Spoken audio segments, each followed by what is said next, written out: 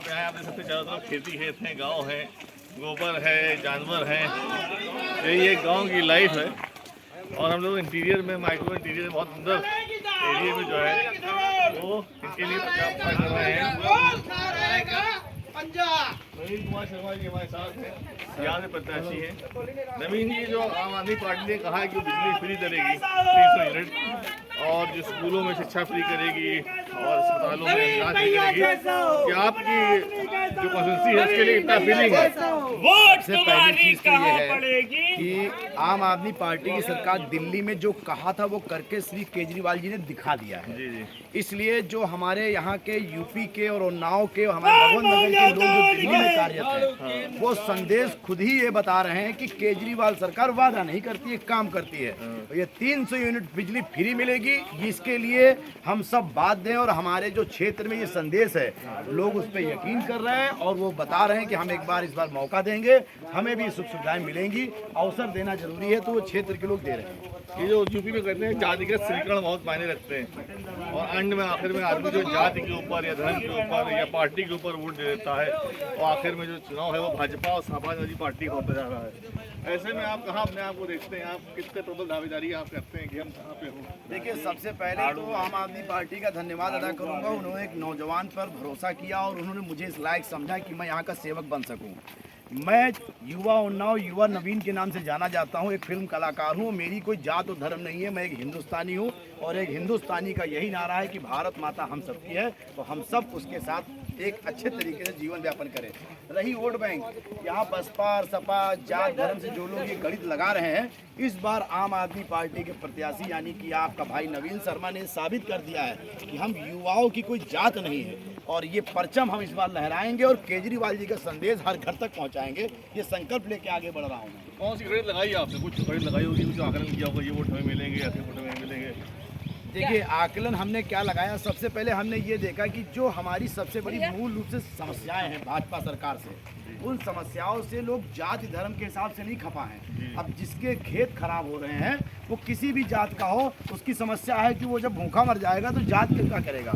इसीलिए उन लोगों ने निर्णय लिया कि हमारी सरकार जात के हिसाब से हम लोगों को परेशान करती है और हम लोगों को आगे पीछे करती है। इसीलिए आम आदमी पार्टी का जो संदेश है वो लोगों के बीच में मैं ले जा रहा हूँ। और आकलन ये है कि मैं ब्राह्मण परिवार, क्षत्रिय परिवार, लोधी परिवार, नाई परिवार, सविता परिवार, बढ़ई परिवार, यहाँ तक कि हमारे एससी परिवार, जो भी हमारे परिवार से यहाँ तक कि मुस्लिम भाई लोगों को समर्थन मिला है। और इस समर्थन को देख के लग रहा है कि आम आदमी पार्टी की एक सीट यहाँ से और बम्पर तरीके से जीतेगी, बाकी हमें 5 सीटें और भी जितानी है। ये भी संकल्प लेके चल रहे हैं। योगी जी का कार्यकाल और अखिलेश जी का जो कार्यकाल देखे आपने, जी कैसा लगे आपको दोनों कार्यकाल, अखिलेश यादव के और योगी जी के? जी देखिए, सबसे पहले तो अखिलेश जी एक युवा हैं, मुझे खुशी है कि उत्तर प्रदेश को एक बार युवा मुख्यमंत्री मिला। दूसरी चीज़, उन्होंने जो काम किए वो दबाव में किए, उनको पूरा पावर करने का अवसर नहीं मिला, क्योंकि वो जनता के तौर पे तो नहीं आए मगर उनके माता पिता के तौर पे वो आए। दूसरी चीज़, उनके जो काम किए गए आधे अधूरे काम जो पड़े रह गए, उसको योगी जी ने अपनी शिलान्यास लगा के काम करने का काम किया, मगर वो काम नहीं कर पाए।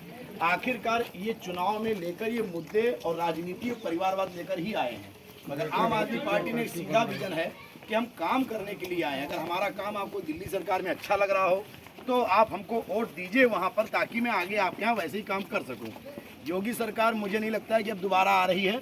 वो काहे राम को लेके आए, राम उनको लेके आए, समझ में नहीं आ रहा है पहले भगवान धरती पे आए थे कि पहले इंसान आए थे। वो कहते हैं जो राम को लेके आए हम उनको लेके आएंगे, बीजेपी अलग ही नारा देते हैं। सबसे पहले तो मैं बताना चाहूँगा, भगवान राम को भगवान शिव की आराधना से भगवान विष्णु जी ने अवतरित होकर ये रोल लिया, और उसके बाद वो धरती पर आए। वो भी रावण का विनाश करने आए थे, रावण का अंतकाल करने आए थे। और इतना अहंकार योगी जी मोदी जी अपने ऊपर लेके बैठ रहे हैं कि सीधे भगवान को यही लेके आए हैं। तो ये अहंकार जब रावण का नहीं चला तो इन लोगों का भी नहीं चलेगा। आपके क्षेत्र में क्या समस्याएं हैं जिनका आप समाधान करना चाहेंगे? प्राथमिकताएं क्या हैं आपके क्षेत्र की जो आप लग रहे हैं लगातार इग्नोर हो रही हैं? देखिए, सबसे पहले जो समस्याएं हैं, शिक्षा की बहुत बड़ी कमी है। लोगों को कहने के लिए उन्होंने स्कूल बनाए हैं, मगर वो 50 साल से वो कमरे बने हुए हैं, चूर रहे हैं, गिर भी जाते हैं, बच्चे हादसे भी हो जाते हैं। मेरी सबसे बड़ी प्राथमिकता यहाँ पर ये होगी कि अगर मैं यहाँ से जीत कर लोगों के प्यार आशीर्वाद से जाता हूँ तो यहाँ के स्कूल को दिल्ली के स्कूल के तर्ज पे ही बनाए जाएंगे। इस विधानसभा का जो एक सबसे महत्वपूर्ण कार्य होगा प्लस पुलिस चौकियों के बगल में जो मोहल्ला क्लिनिक का उपस्थिति होगी वो भी कराई जाएगी, जितने पुलिस चौकी बने होंगे। ये 2 कार्य प्रथम तो लिया है। उसके बाद यहाँ के रोजगार की समस्या सबसे ज़्यादा है। मैं ये कोशिश करूँगा अगर यहाँ से प्रतिनिधि बनता हूँ कि मैं खुद जाकर दिल्ली की जैसे मदर डेयरी हुई, गुजरात में कपास फैक्ट्री है, ऐसी फैक्ट्रियों से अनुरोध करके यहाँ के क्षेत्रफल बहुत बड़ा है, उसमें कहीं ना कहीं फैक्ट्रियों की स्थापना करूँगा ताकि नौजवान कहीं ना कहीं रोजगार पा सकें। ये थे भगवंत नगर विधानसभा कानपुर 9 के पास से हमारे प्रत्याशी आम आदमी पार्टी के नवीन कुमार शर्मा जी। बहुत अच्छा लगा आपसे बात करके और आपको ऑल द बेस्ट। और सभी लोगों से मैं अनुरोध करना चाहता हूँ जो गांव में शिक्षित लोग हैं, जो यंग लोग हैं, युवा लोग हैं, जो बदलाव चाहते हैं, वो अलग ट्रेडिशनल पार्टी से हट के नई पार्टी को जगह दें और नई पार्टी को चुनें ताकि आपका भविष्य, आपके बच्चों का भविष्य सुंदर हो सके। जय हिंद, वंदे मातरम।